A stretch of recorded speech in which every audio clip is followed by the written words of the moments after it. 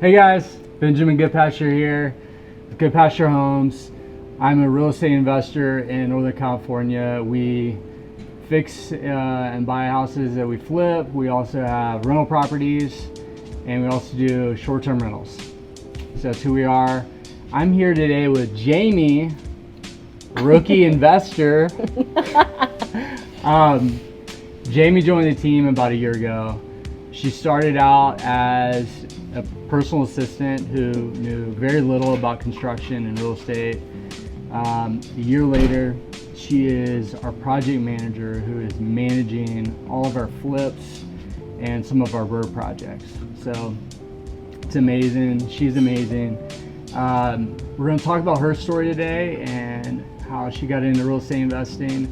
The last year, Jamie has bought 2 properties and has done house hacking. She has 3 doors, so 2 of them are rentals, and then she lives in the other. So I just thought it'd be fun today to kind of talk with her, share some of her journey. She's only 28 years old and is just crushing it. So that's Jamie, and I'm gonna ask her a few questions, and we're gonna go from there. So, Jamie. Hey. It's good to be here. Hey, guess what? And you're not, it's a break from doing the normal calling contractors. It's pretty nice. Sure, that is good. Yeah. At least your phone's not blowing up. It is behind me. Yeah. Okay. So, talk to us about the first property you bought. Tell us your journey. Yeah. So a little over a year ago, I was actually headed back to Texas, where I'm from, because I've been so passionate about real estate, but I didn't know where to start. Like, I had no idea where to start, and my only thought was maybe someone can teach me how to do this. I just felt like I needed to be mentored in this area.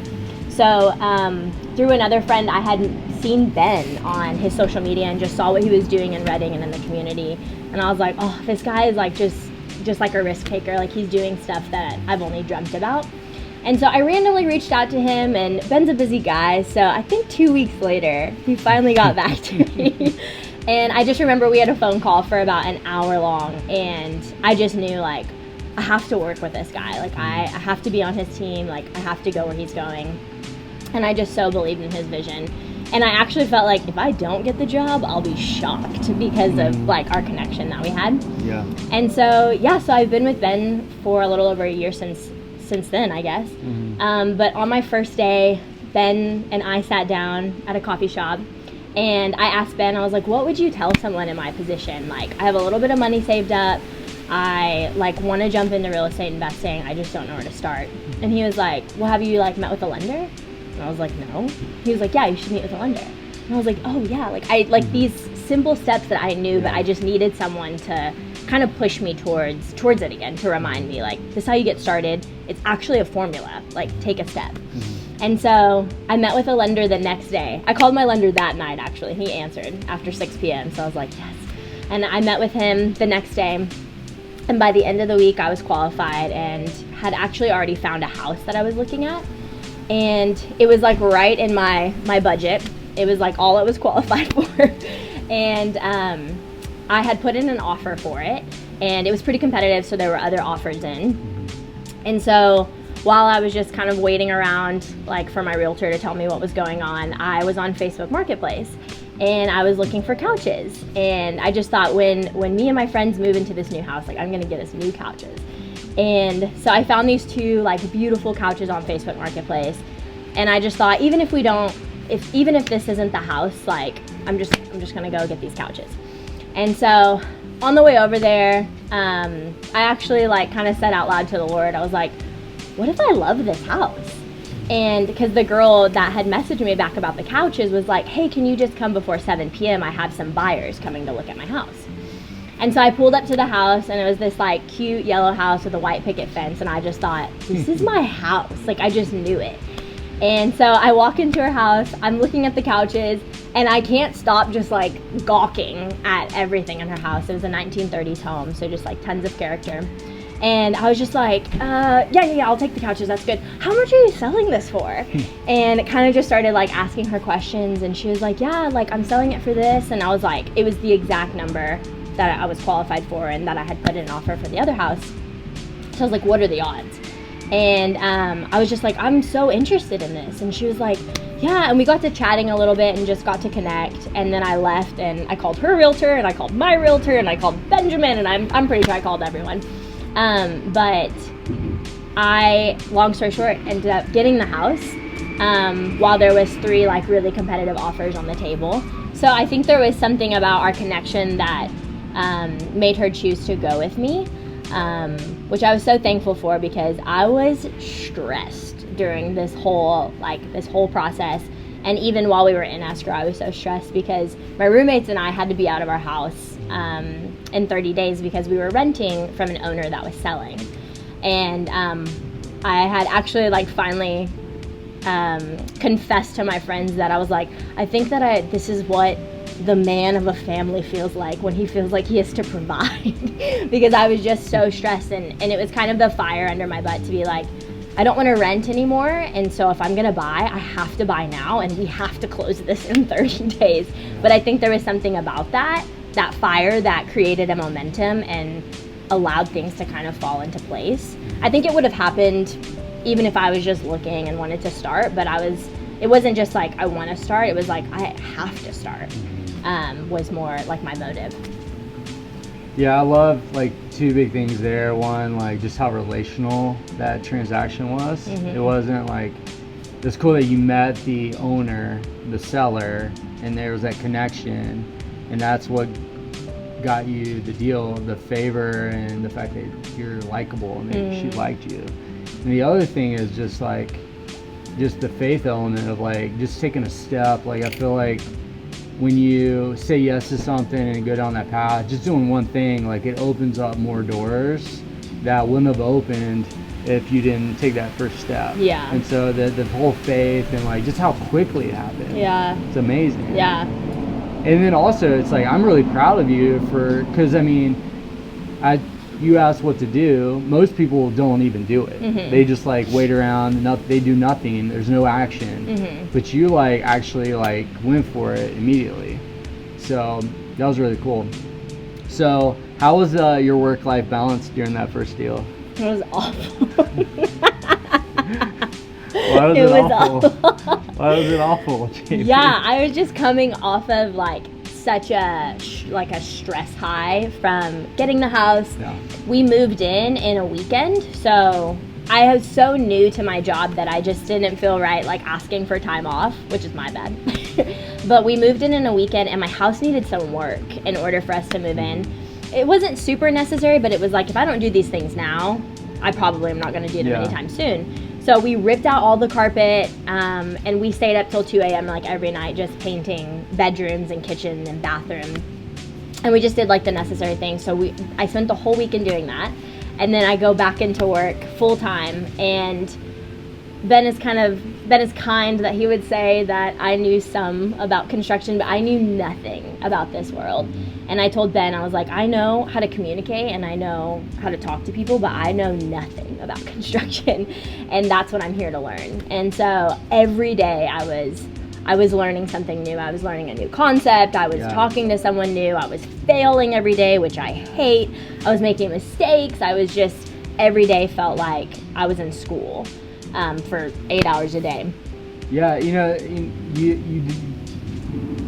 you're definitely overemphasizing the failing part, but I would say you were also succeeding a lot too. I remember like when I first hired you, and especially at that flip at Green Acres, I remember one of the things that really stood out to me was like I would give you a task and you would do it. You would always like do it, and you weren't afraid to get on the phone and make phone calls. I was impressed with that.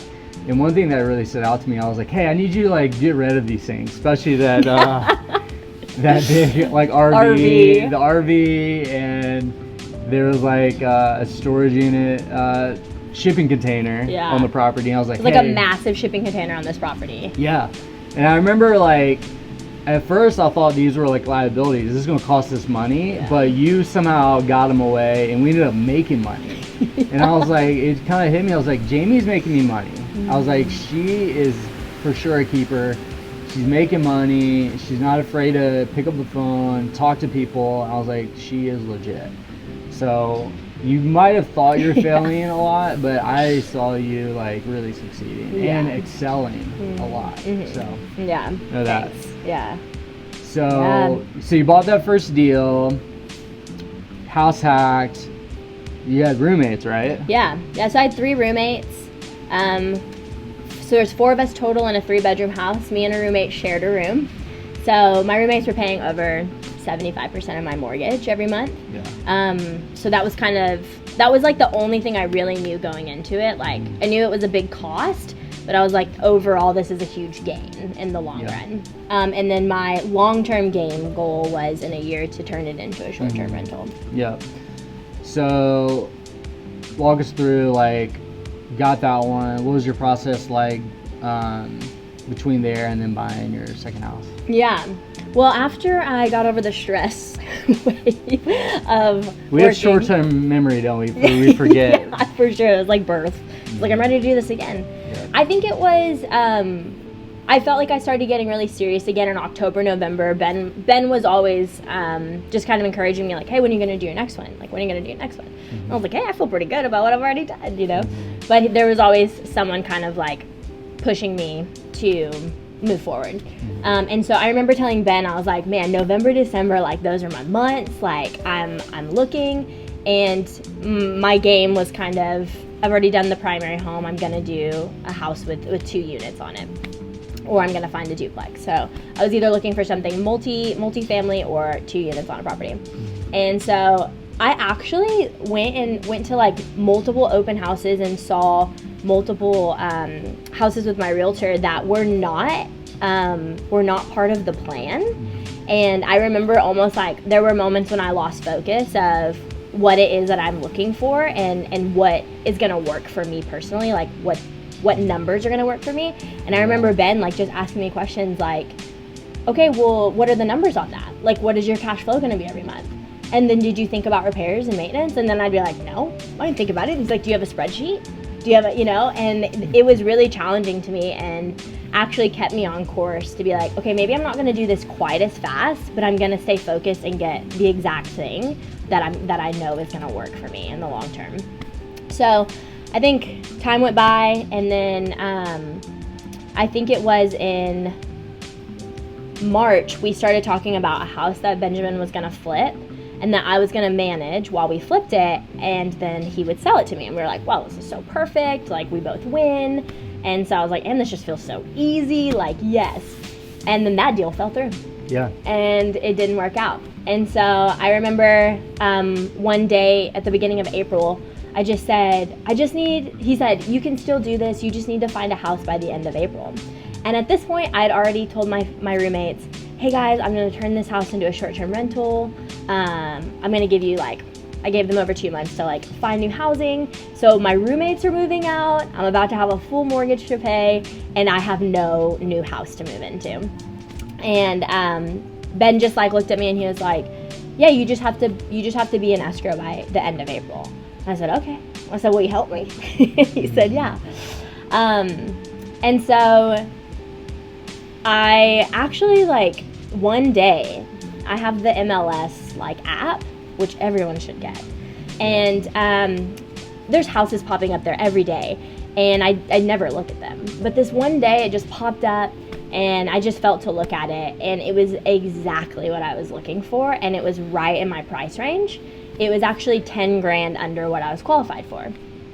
And so I called my realtor immediately, and I was like, I want to go see this house. And he was like, let's go on Friday. And I was like, great.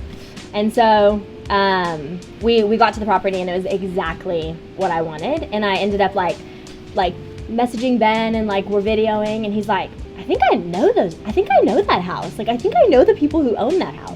And I'm like, will you message them for me? And so long story short, I actually had a couple of people who had connections with the seller. And again, on my behalf, there was this with piece that was out of my control. And so I put an offer in on the house, and with 3 competitive offers, I again was the one that the seller chose. And same story there. Come to find out that our offers were similar, but that the seller felt good about going with me because there was a connection piece there. So, yeah. Because it wasn't the best offer. Like, it wasn't might the have best been offer, the second or third best. Yeah. But the connection piece and maybe some other details of the offer wasn't like the purchase price. Maybe it was like a better down payment or a higher earnest money. And then the fact that I think it was primarily the connection piece. Yeah. Yeah. And yeah, kind of a similar situation. Like, I blackmailed myself again and was like, I have to turn my primary home into some type of rental by the end of May because I'm about to have a second mortgage. And so I did. I spent the month of May, like, every weekend, like, me and friends just, like, doing small house projects. I did, like, a small renovation on my house and updated it. And by the end of May, I had my first booking on Airbnb the day I posted it. Yeah. And yeah, the rest is history. How much did you make the first month? I made $4,000. That's amazing. Yeah. $4,000. Oh, wow, that's huge.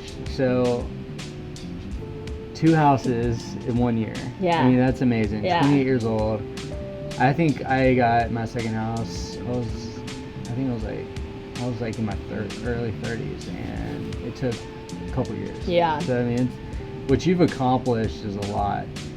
So would you say, like, you know, looking back, like, you know, it's obviously a grind, a hustle to get it going, and then it eases up. Would you say it's worth it? Oh yeah, every time. I think this past time and then the first house, it is a season of like a sprint. But if you can, like, sprint hard knowing that there's rest at the end of it, like knowing that there's something worth it at the end of it, yeah, I'm like, it's totally worth it every time. I would tell someone it's worth it every time. I don't think it's easy, but I think it's totally doable. Yeah, that's cool. What would you say are, like, maybe your top 2 or 3 takeaways from what you've learned over the last year that you could give away to, let's say, a new investor, maybe someone that's never bought a house, maybe someone in their 20s? What would you say to them? Yeah.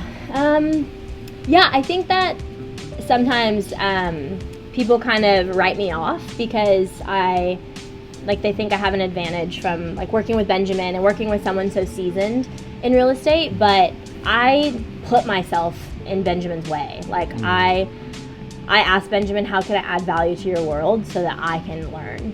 I wanted it to be a win-win for both of us. And so I think my biggest thing would be to find someone that can mentor you, whether that's a book, a podcast, a human being. Like, get around people who care about this stuff. Because if you're around people who want to rent for the rest of their life, like, you're not going to hear things that you need to hear to be encouraged and be pushed and move forward. Or just around people that aren't passionate about growing something like this. And not everyone is, and that's okay. Yeah. But if you are, get around people who share that same mindset. Yeah, I would say I'm probably more of a contrarian when it comes to, like, very creative with, you know, house hacking or financing or buying real estate, and not everyone wants that or thinks like that. You know, it was cool to see, like, you actually, like, said and did what you were gonna do. Like, it wasn't like I'm gonna say this, I'm not gonna follow through, but you've been following through on everything you've said. Yeah.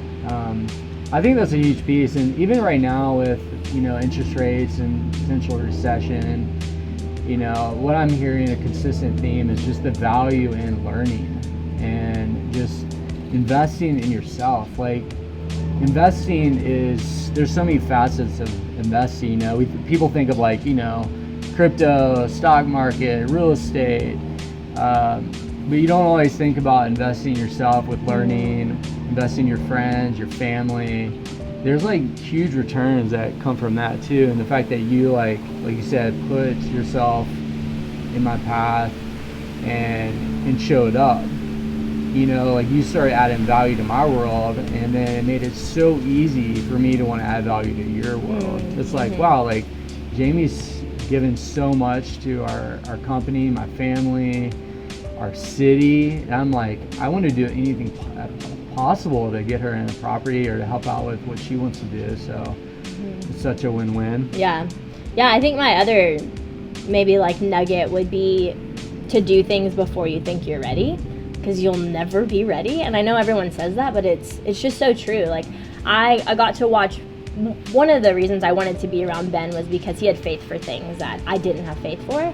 And I have faith for a lot of things, but finances and like dreaming big and like abundance, I just didn't have faith for that. I just thought you just got to put your head down and work really hard. I didn't have faith that crazy connections and things like that could happen. Creative things could happen.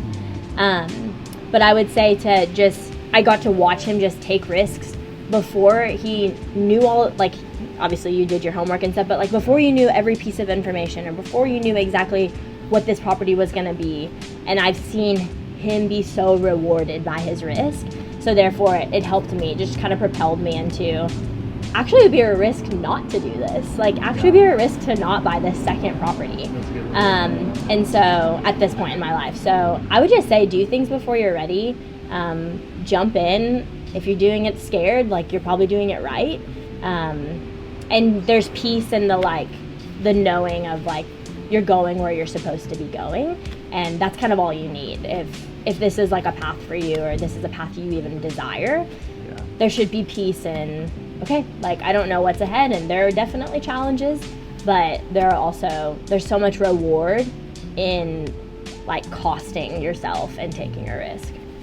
Gosh, there's like so many nuggets you said in there as far as like overcoming fear and like your destiny, and like if you give yourself a year to do something, you'll do it in a year. If you give yourself a day, you'll do it in a day. Just that whole idea of like time management and just mindset. Man, I would love to sit down with you again and just kind of unpack some more of those ideas, and because you're a coach too, you know, and you're very I don't know, you know how to like, you're aware of yourself, you know, you're aware of yourself, you're aware of others, which is great. But thanks for just sitting down, taking a minute between projects to just like share some of your wisdom. And yeah, I mean, you have a lot of wisdom. There's people that are in their 60s that probably don't have the wisdom you carry. So anyways, that's Jamie. Jamie's amazing. She's on the team. She's such an asset. We're so thankful to have her. Thanks for listening. If this is something that you got value in, please like subscribe, share, leave a comment. Let us know what you want to learn. We love real estate. And that's it. Signing out. Later.